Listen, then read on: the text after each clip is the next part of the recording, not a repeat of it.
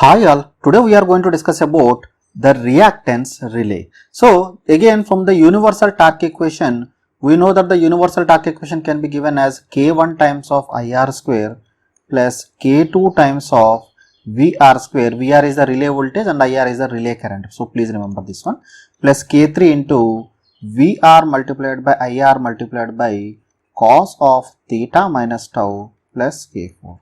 So out of these things, so what I am making K1 is made positive and the value of K2 will be equal to 0 and K3 and K4 are made negative.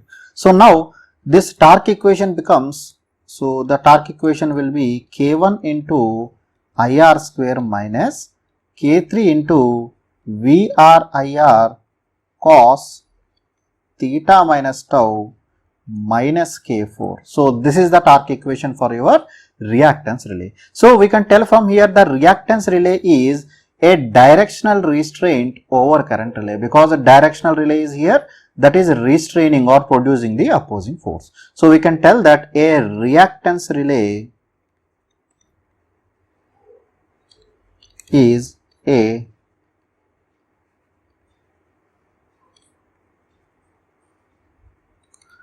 directional restraint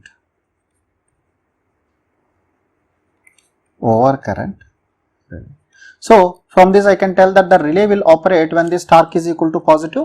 So the torque will be positive when the value of K1 into IR square is greater than K3 into VRIR cos theta minus tau minus K4. You agree with me? Or from this I can rearrange. So from this I can rearrange. This will be equal to K3 VRIR cos theta minus tau is less than K1 into IR square, because this actually this is plus, right? So this, when it goes to the second side, this becomes minus K4. Agree with me? So now what I am doing, I am dividing on both sides with K3 multiplied by IR square. K3 multiplied by IR square. So this becomes VR by IR cos theta minus tau. This will be less than K1. This will become K1 divided by K3 minus K4 divided by K3 into IR square. Agree with me? So generally, if you are taking this term, in this term, the value of a K4 will be far less than K3 into IR square. So we can tell that this entire term will be taken as 0. So that's why, so it can be neglected. So therefore neglected. So this will become equal to VR by IR cos theta minus tau is less than K1 by K3. You agree with me? So from this I can further write this VR by IR is nothing but the impedance measured by your relay multiplied by cos theta minus tau is less than K1 by K3. So let us take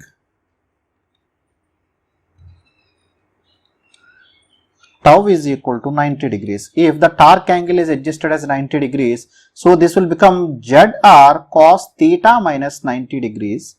This will become ZR cos theta minus 90 degrees is less than K1 by K3. So this gives nothing but ZR sin theta is less than K1 by K3. So let us take the impedance triangle.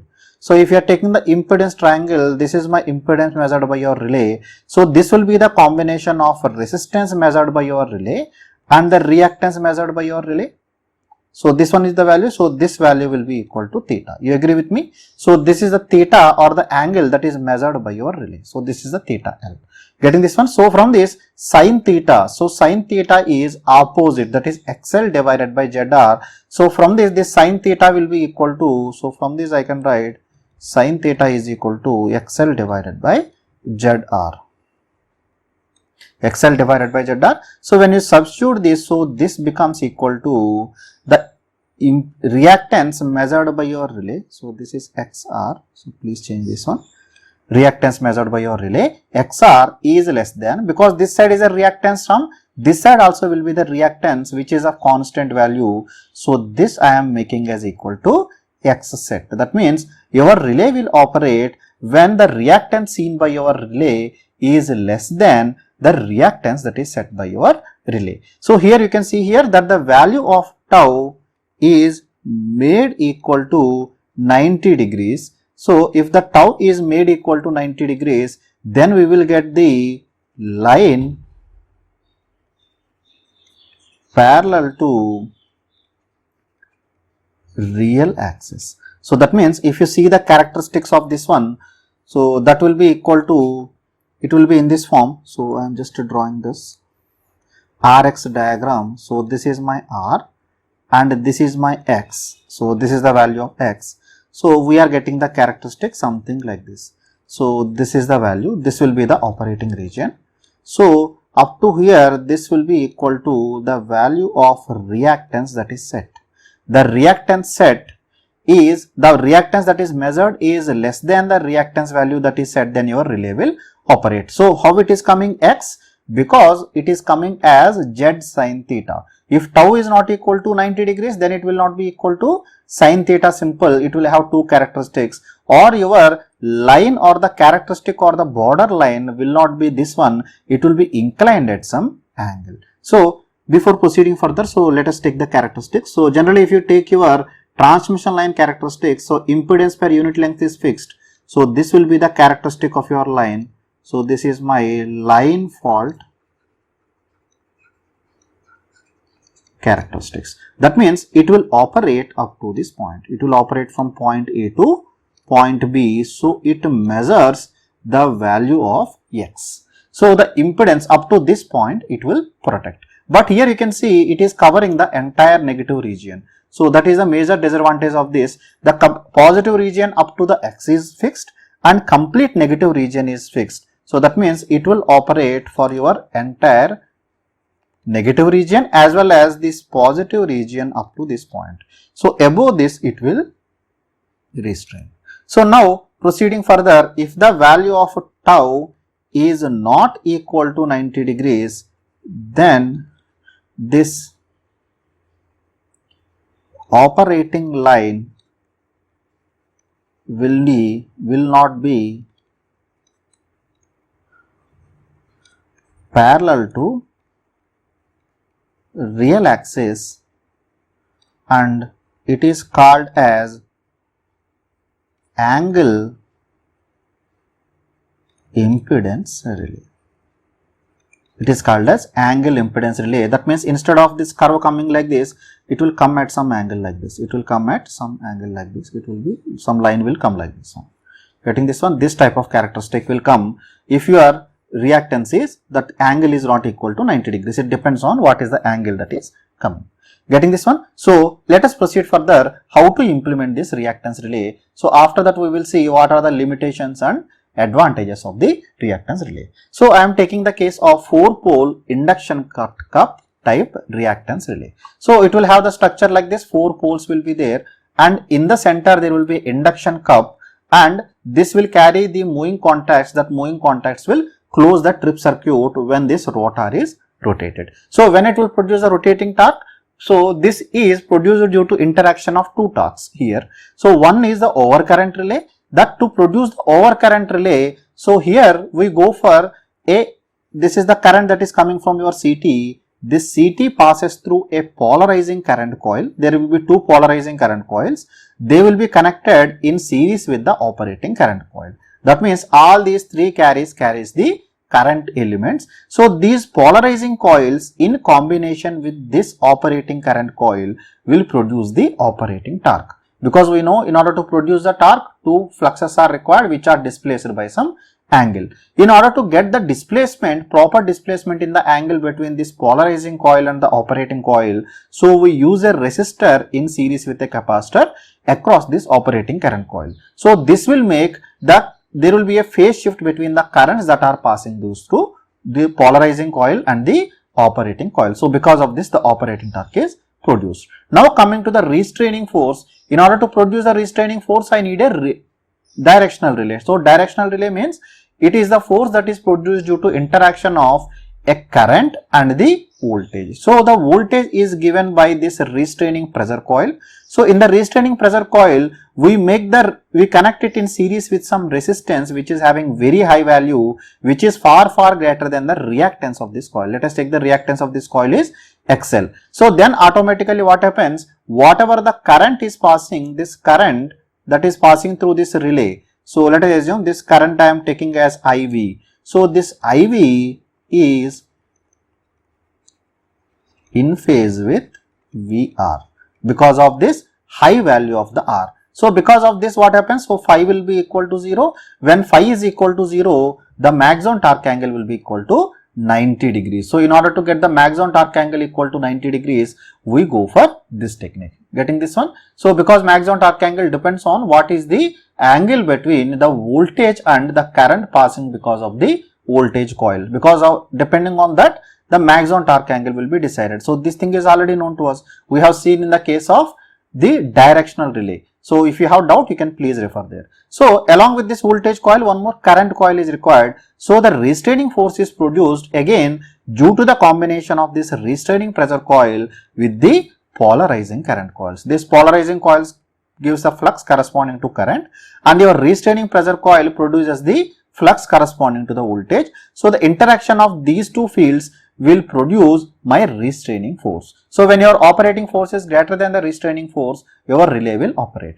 The advantage of induction cup type structure is it is a most efficient device because the rotor inertia is minimum and it is instantaneous and much more efficient type of relay. This we have already seen in induction cup type of structure, So you can please refer there if you have doubt. I am just summarizing the polarizing current coils, that 1 and 3, because I have kept the numbering here.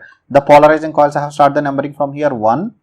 So this is 1, this is 2, this is 3, and the pressure coil is 4. So this 1 and 3 will interact with 2 to produce the operating torque. So to provide proper phase shift between the polarizing coil and the operating current coil, a capacitor in series with a resistor is connected across operating the current coil. So this is operating current coil. Getting this one? So next one, the restraining force is produced due to interaction of the polarizing coils, that is coil number 1 and 3, with the pressure coil, that is coil number 4. A large value of resistor is connected in series with the pressure coil so that the current through the pressure coil will be in phase with the voltage, so that the maximum torque angle will be equal to 90 degrees. Getting this one? So that's why it is made. So let us now see the performance of this relay under different conditions. So first one I am taking under normal operating conditions. Normal operating conditions, what happens? If you are taking the relay, this is my R, this is my X. So this is my value of the X that is set. This is my value of X that is set. So if the value is less than this, it will operate. So now coming to the characteristics. So if you are taking your line characteristic or line fault characteristics, if you are taking the two-way supply, that means a double side feeded device, or then in that case it can operate in both the sides. So this is my line fault characteristics. So this is for the forward direction,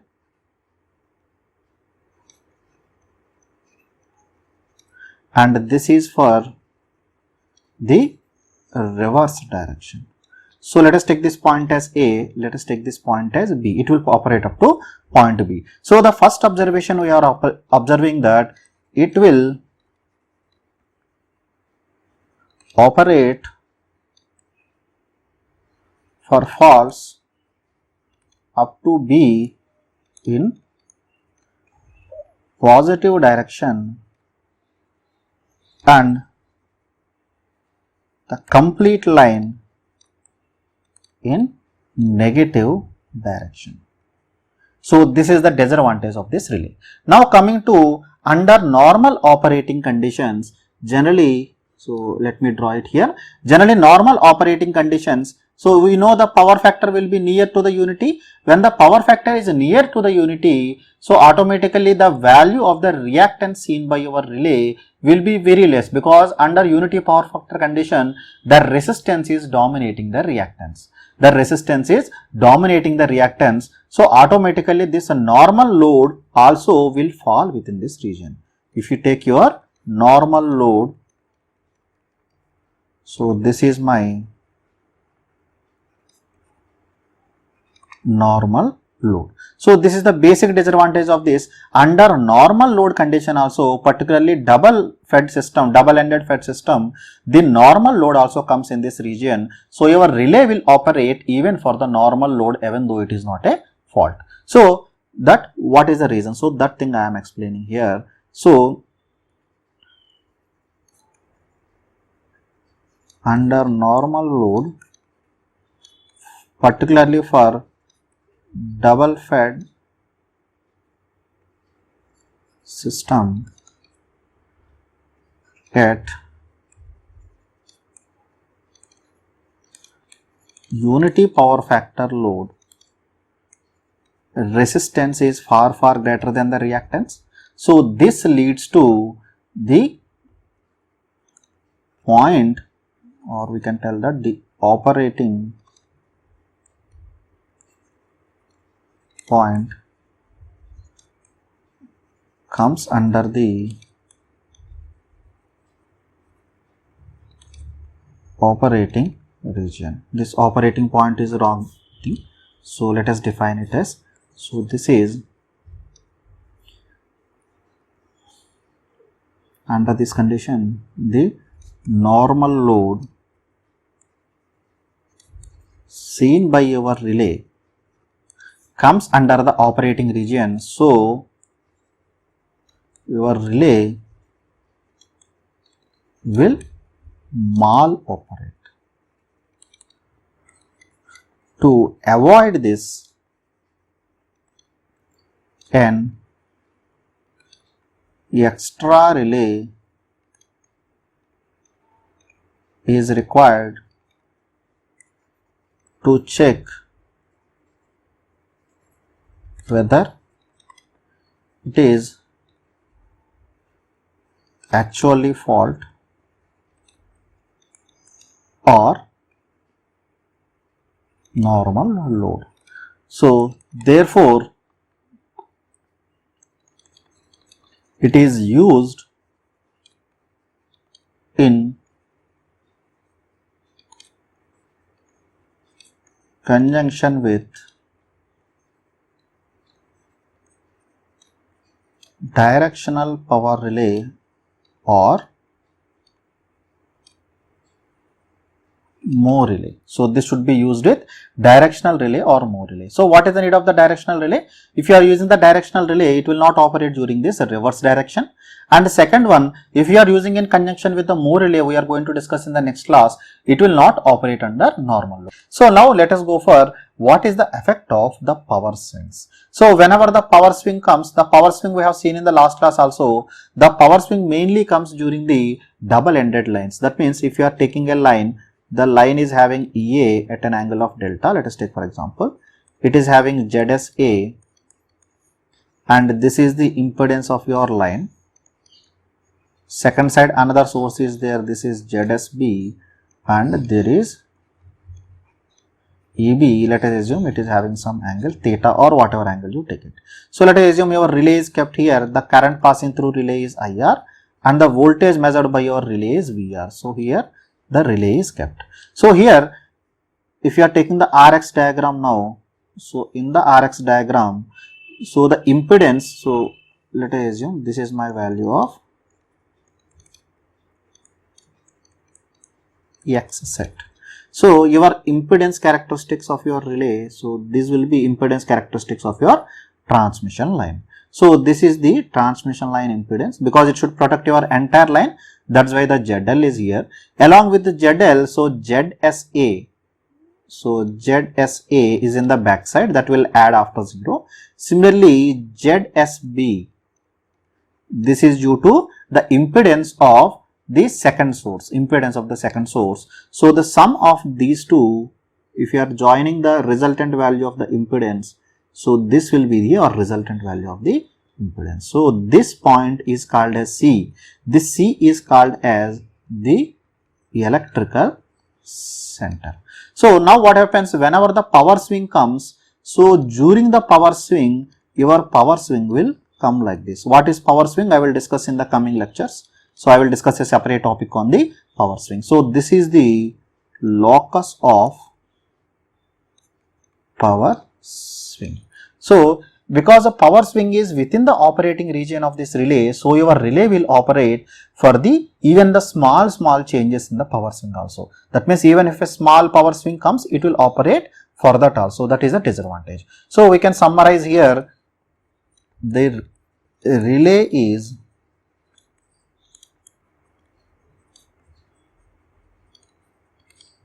more sensitive to power swings. So till now whatever we have discussed the disadvantage of only of the reactance relay. So what is the advantage of this main relay? So that we are going to see now, the effect of arc resistance. So this is the main reason why this relay is used, because it is not affected by the arc resistance. So let us see how. So let us take for example, this is my operating region. So this is my value of X set. Getting this one, and this is your line fault characteristic. This is my line fault characteristics. So let us take this point as A, let us take this point as B. So let us assume your arc resistance I am representing by some value. This is my value of arc resistance. So let us assume this much value of arc resistance is there. So along with this value of the reactance, so one more value is added, so arc resistance is added. You agree with me? So automatically because of this, the characteristic will be shifted from whatever is the original characteristic. The characteristic will be now shifted like this. So the characteristic is shifted like this. So if you take from this point, as it is going parallel, so let us represent this point as 0.6 C. So this BC indicate the arc resistance. So you can see even under these conditions, as your relay is measuring the value of the reactance only, so that's why the operating region, that AB, will remain same even with the effect of the arc resistance. So we can summarize that the effect of arc resistance is not there because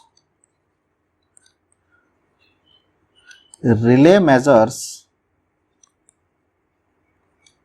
only the reactance. It doesn't measure the impedance. Actually the value of the impedance is changed now. The value of impedance will be this much. This is my value of the impedance. It is not measuring the value of the impedance. It measures only the value of reactance. So that's why it is not affected by the arc resistance. So whichever transmission line you take, where the value of the arc resistance is so much dominating when compared to the impedance of your line, so in that cases this relay will be better. But the disadvantages are there. It covers the entire negative region. So either the directional element is required or it should be operated in associated with a more relay. So these are some disadvantages of this. Only advantage of this relay is it is independent of the arc resistance. So I hope up to here it is clear to you. So next class we will discuss about the Moore relay, and after that I will try to compare different type of relays. What are the advantages and disadvantages, and what based on the advantages which relay is particularly used for which particular application, that I will discuss there. Then your any small doubts if you are having now, that will be clarified at that time. I hope it is clear up to now. If you still have any queries, you can leave your comments in the comment section below. I will answer to your queries from there. Thank you very much.